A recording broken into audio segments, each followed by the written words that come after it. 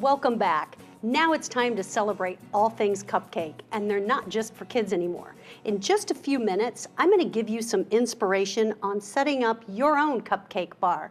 I'll get that set up right now. Okay, but first I want to show you one of my go-to cupcake recipes, and you'll find it in the magazine as a Mardi Gras cupcake. But you can change this recipe for any occasion, Mother's Day, Easter, 4th of July, just by changing the colors, and I'm going to show you how to do that. So first you want to go and pick out some interesting cupcake papers, and Dierbergs has a nice selection. If you find ones with this foil insert, they're going to keep their bright, pretty color even throughout the baking. Then you use a white cake mix and you divide it into 3 bowls and tint them whatever colors you want. For spring, we're going to use the neon colors. I'm just going to use 2 drops of the blue food coloring because I like a more pastel color. We'll stir this in until it's well mixed. And you can see that I've already tinted one of the batches with some of the lime green and another one with the pink. You're going to want to put all 3 of the colors in each one of the muffin papers. So we're going to start with just about a tablespoon of the blue. I'll spoon that into one corner.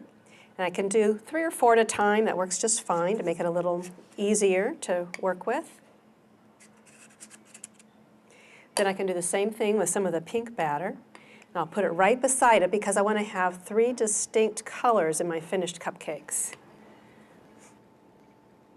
Because the batter's nice and thick, it's easy to work with. And I'll just finish dividing the batter among all of these cupcake papers, and then they can pop into the oven. Now, if you're using a dark or a non-stick pan, you want to either lower your temperature by 25 degrees, or you can shorten your baking time by about 5 to 10 minutes. That way you'll be sure to have nice, tender, moist cupcakes. When the cupcakes are baked and cooled, look how pretty they look. And now we're ready to decorate. In the magazine, you'll find a recipe for a homemade buttercream frosting, and for me, that's what makes this recipe really worthwhile. It's delicious. We want to take the frosting and we want to tint it to match the cupcakes. So I have a green, pink, and blue again.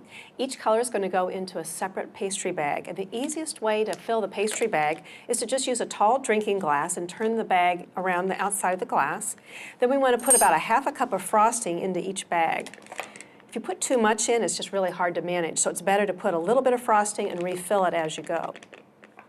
Then we'll just take it off of the drinking glass. I'll cut about a ½ inch off the end of the bag, and that allows me to just gently push the frosting down towards the end. I have one more pastry bag that I'm going to use, and I'll cut a little bit larger piece off of the bottom of this bag so that I could drop a large open star tip right down inside. You can pick up these tips at any craft or cake store for just a couple of dollars. Squeeze that into the end of the bag and then drop it right back into the glass. Now I can take all 3 of my frosting bags, line them up at the top, and then just drop them in so that the points all go right inside that tip. Okay, now what you need to do is just twist the top to make sure the frosting comes out the right end. Let me squeeze it and make sure that I've got all 3 colors coming out. And we're ready to start swirling the frosting right over the top of the cupcakes. This is really easy to do. It looks so festive and pretty. And I'm going to finish these up and then join Marianne at the cupcake bar. When entertaining, instead of making multiple desserts, make multiple cupcakes. There's something for everyone in the magazine. So I have the swirled cupcakes that we're ready to just place one on each of these pedestals to finish off our display. It's so pretty. They turned out so cute. They did. All the recipes that we've done tonight and a whole lot more are in the Everybody Cooks magazine, so be sure to pick up your free copy at any Dierbergs. We're really glad you tuned in and hope you'll make some of these recipes for your family. Good night. Good night.